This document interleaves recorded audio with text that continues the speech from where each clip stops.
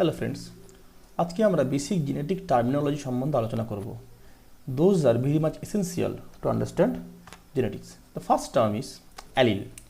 Allele বলা হচ্ছে alternative form of এ জিন, অর্থাৎ কোনো জিনের বিপরীতধর্মী বা বিপরীতধর্মী রূপ। এবং জিন কাকে বলা হচ্ছে? The sequence of DNA that transcribe into RNA. অর্থাৎ জিন হলো ডিএনএর সেই অংশটি যেটি ট্রান্সক্রাইবড হতে পারে, অর্থাৎ যার ট্রান্সক্রিপশন হতে পারে, যার ট্রান্সক্রিপশন হয়ে একটি আরএনএ তৈরি করতে পারে, যেটা এমআরএনএ হতে পারে, টিআরএনএ হতে পারে বা আরআরএনএ হতে পারে। ট্রান্সক্রিপশন হলেই তাকে বলবো জিন। আর এই জিন থেকেই তৈরি হয় অ্যালিল। অর্থাৎ জিন অর্থাৎ ডিএনএ সিকোয়েন্স, এবং এই ডিএনএ সিকোয়েন্সের মিউটেশন হলে সৃষ্টি হয় অ্যালিল। এবং এর সাথে আমরা পড়ে নেব ক্যারেক্টার। ক্যারেক্টার কাকে বলছে? Character or trait is the characteristics of any organisms that transmits from generation to generation. অর্থাৎ কোনো জীবের সেই বৈশিষ্ট্য যেগুলো জনুর পর জনু ধরে স্থানান্তরিত হতে পারে, এক জনু থেকে অন্য জনুতে স্থানান্তরিত হয়, তাকেই বলা হবে ক্যারেক্টার। ফর এক্সাম্পল, উচ্চতা একটি ক্যারেক্টার, বর্ণ একটি ক্যারেক্টার, বুদ্ধিমত্তা বা আইকিউ একটি ক্যারেক্টার। তাহলে যদি কেউ কোশ্চেন করে অ্যালিল এবং জিন এই দুটির পার্থক্য কী? সাধারণত জিন এবং অ্যালিল একই ডিএনএকে বোঝায়।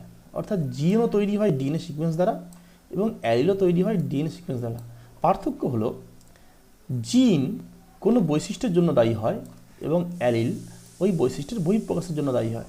অর্থাৎ আমি যদি বলি গাছের বর্ণ, গাছের ফুলের বর্ণের জন্য দায়ী হবে জিন, কিন্তু বর্ণটি কেমন হবে, লাল বা সাদা, সেইটির জন্য দায়ী হবে অ্যালিল। সাধারণত অ্যালিল এবং জিন দুটোই ডিএনএ সিকোয়েন্স, কিন্তু জিন দায়ী হচ্ছে কোনো বৈশিষ্ট্যের জন্য এবং অ্যালিল দায়ী ওই বৈশিষ্ট্যের বহিঃপ্রকাশের জন্য। এরপর আমরা দেখব লোকাস। লোকাস কি না, কোনো একটি ক্রোমোজোমের মধ্যে যেই স্থানে কোনো জিন অবস্থান করে বা অ্যালিল অবস্থান করে তাকে বলা হচ্ছে লোকাস। আগের স্লাইডে দেখি, আমি যে জায়গাটা মার্ক করছি এগুলো হচ্ছে লোকাস। অর্থাৎ এই স্থানে এ অ্যালিল আছে আর এই স্থানে স্মল এ অ্যালিল আছে, অর্থাৎ ক্রোমোজোমের ওপর জিনের অবস্থানটি হলো লোকাস। তারপর cross. It is simply the mating of individual that results in fusion of gamete.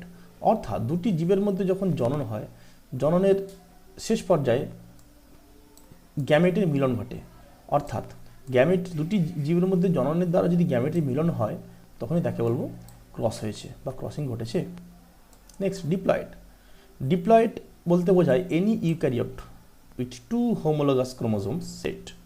অর্থাৎ এই কোষ্ঠীতে আমরা যদি দেখি, এখানে একটি জোড়া, দুটি জোড়া এবং তিনটি জোড়া ক্রোমোজোম রয়েছে, এবং প্রত্যেকটি জোড়া ক্রোমোজোমকে বলছি হোমোলোগাস বা সমসমস্ত জোড়া। তার কারণ হচ্ছে এই দুটির মধ্যে একটি এসছে পিতৃজনু থেকে, একটি এসছে মাতৃজনু থেকে।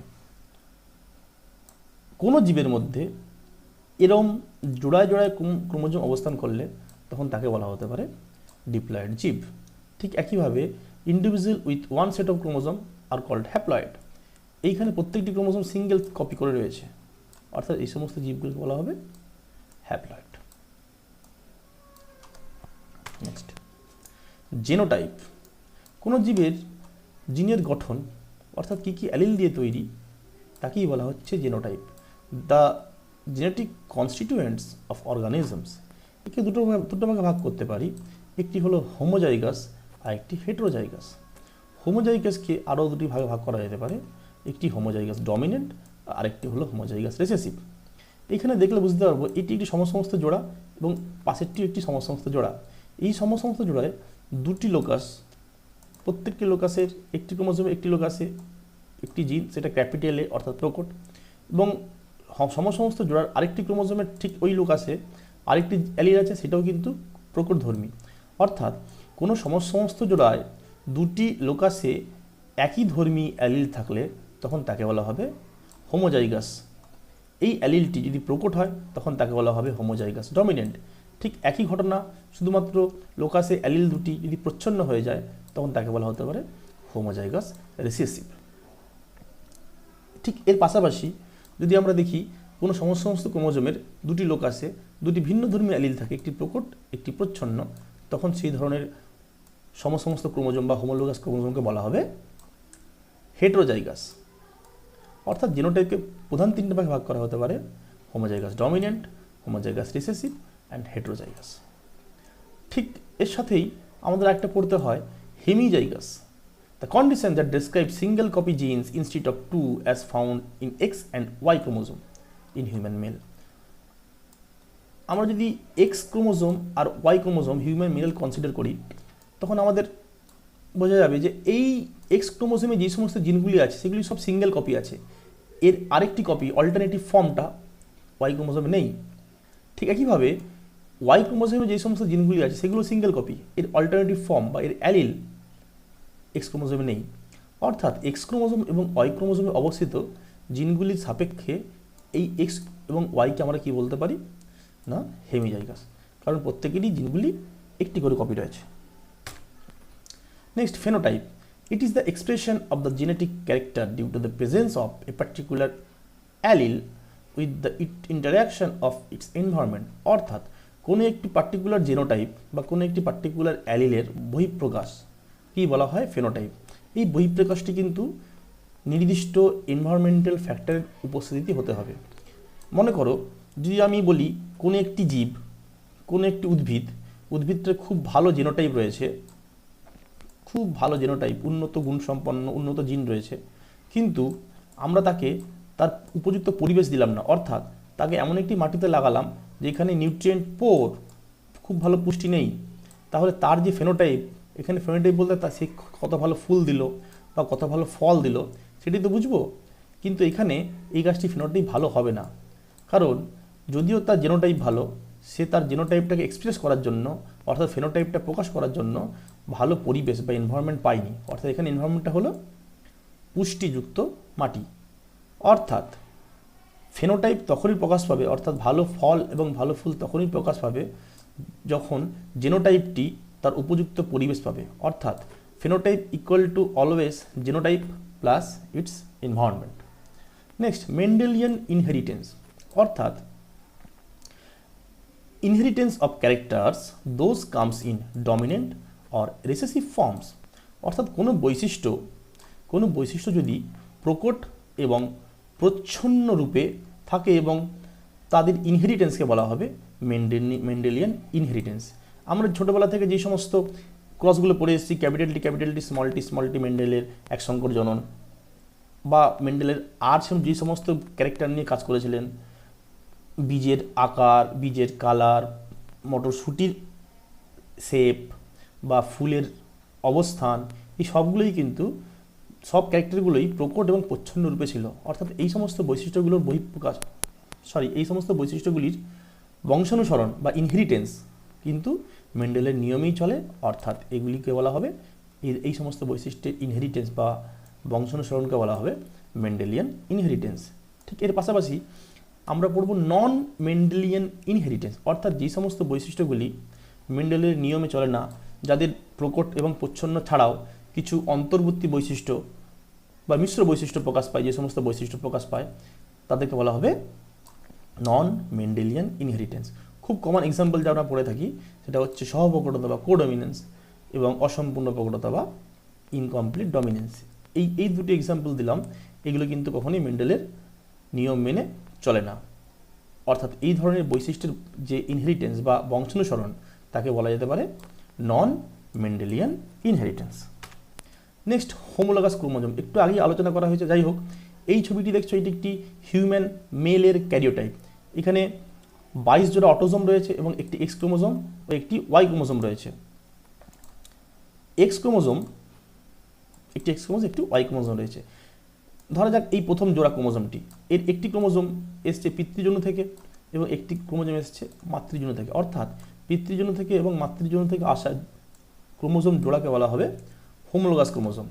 The pair of chromosome of any diploid organisms, one of which contributed by gamete from maternal origin and one from paternal origin, is called homologous chromosome. এরকম homologous chromosome হিউম্যান মেলের ক্ষেত্রে বা হিউম্যানের ক্ষেত্রে 22 জোড়া আছে। এছাড়া বাকি দুটো এরা homologous নয়, এগুলো আমরা আগেই পড়লাম, এগুলো এদের এদের ক্রোমোসোমগুলোর জিনের রেসপেক্টে এরা হচ্ছে hemizygous. Next, test cross, a cross between an individual with unknown genotype and an individual with homozygous genotype. ধরা যাক এটা একটি ক্রস, এই জেনোটাইপ দেখতে পাচ্ছি, এটা কি, এটা হচ্ছে হোমোজাইগাস রিসেসিভ বা হোমোজাইগাস প্রচ্ছন্ন। এই জেনোটাইপ আমার জানা রয়েছে, এর সাথে আমি এমন একটি উদ্ভিদের ক্রস করব যার জেনোটাইপ আমি জানি না। সেটা হতে পারে হোমোজাইগাস ডমিনেন্ট, সেটা হতে পারে হোমোজাইগাস রিসেসিভ, সেটা হতে পারে হেটেরোজাইগাস। অর্থাৎ কোনো একটি আননোন জেনোটাইপ যুক্ত জীবের সাথে একটি হোমোজাইগাস প্রচ্ছন্ন জীবের ক্রসকে বলা হবে টেস্ট ক্রস। টেস্ট ক্রসের উদ্দেশ্য কি? এক নম্বর উদ্দেশ্য, টেস্ট ক্রসের মাধ্যমে আমরা আননোন প্ল্যান্টের জিনোটাইপ জানতে পারি। আর দুই নম্বর কারণ হচ্ছে এই টেস্ট ক্রসের মাধ্যমে আমরা পিওর লাইন তৈরি করতে পারি, অর্থাৎ হোমোজাইগাস জীব সৃষ্টি করতে পারি। ব্যাক ক্রস বলতে বোঝায় cross between any F1 individual with any of the parental genotype. অর্থাৎ এখানে একটি এক্সাম্পল দিয়ে বোঝানো হয়েছে, এটি একটি হোমোজাইগাস ডমিনেন্ট, এটা একটা হোমোজাইগাস রিসেসিভ, এদের ক্রস উৎপন্ন হয়েছে একটি হেটেরোজাইগাস F1। এই হেটেরোজাইগাস F1 এর সাথে হোমোজাইগাস রিসেসিভ অথবা হোমোজাইগাস ডমিনেন্ট যে কোনো একটির ক্রসকে বলা হবে ব্যাক ক্রস। তা আমরা বলতে পারি সকল টেস্ট ক্রসই ব্যাক ক্রস, কিন্তু সকল ব্যাক ক্রস টেস্ট ক্রস নয়। Next, dominant allele, the allele that can express itself even in the heterozygous condition. কোনো একটি একসংকর জননের ক্ষেত্রে এখানে যদি বলি এই ক্যাপিটাল টি অর্থাৎ লম্বা গাছ, tall plant, and small t its recessive dwarf plant. এই হেটেরোজাইগাস অবস্থায় যেই বৈশিষ্ট্য প্রকাশ পাবে সেই বৈশিষ্ট্য হলো প্রকট বৈশিষ্ট্য। অর্থাৎ এখানে যদি টল প্রকাশ পায় এটা হচ্ছে টল বৈশিষ্ট্য, টলটি হল প্রকট বৈশিষ্ট্য। অর্থাৎ the allele that can express itself in heterozygous কন্ডিশনে দুটো অ্যালিলের মধ্যে ক্যাপিটাল টি স্মল টি যেটি প্রকাশ পাবে সেটি হলো আমাদের ডমিনেন্ট। রিসেসিভ অ্যালিল খুব স্বাভাবিকভাবে হেটেরোজাইগাস অবস্থায় যেটা প্রকাশ পাবে না, অথবা হোমোজাইগাস অবস্থায়, হোমোজাইগাস কেমন, হোমোজাইগাস ডাবল ডোজ অর্থাৎ স্মল টি এই অবস্থায় যারা প্রকাশ পাবে, দুটোই প্রচ্ছন্ন থাকলে প্রকাশ পাবে, তারা হচ্ছে বা সেই অ্যালিলগুলোকে বলা হবে রিসেসিভ অ্যালিল। খুবই ছোট্ট ভিডিও, আশা করি তোমাদের কোনো কাজে লাগবে। Thank you.